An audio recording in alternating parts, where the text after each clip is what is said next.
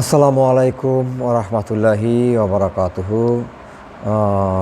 সূরা আল মায়দা ৩৫ নং আয়াতের মধ্যে আল্লাহ পাক বলেন, ইয়া আইয়ুহাল্লাযিনা আমানুত্তাকুল্লাহা ওয়া তাবগু ইলাইহিল ওয়াসিলা। হে বিশ্বাসীগণ, আল্লাহকে ভয় করো এবং আল্লাহর নৈকট্য লাভের উপায় অন্বেষণ করো। আল্লাহকে ভয় করো এবং আল্লাহকে পাওয়ার জন্য তুমি একটা উসিলা খোঁজো। সেটা কি উসিলা? নামাজ, রোজা, হজ, জাকাত, ইবাদত, বন্দেগী আছে।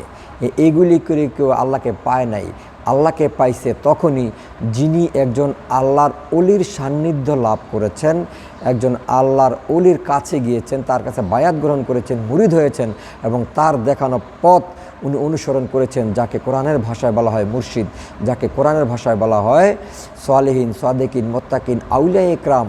এই তাদের সান্নিধ্যে যতক্ষণ পর্যন্ত আপনি যাইতে না পারবেন ততক্ষণ পর্যন্ত আপনি পরিপূর্ণ ইসলাম সম্বন্ধে, ঈমান সম্বন্ধে বোঝার শক্তি আপনার হবে না।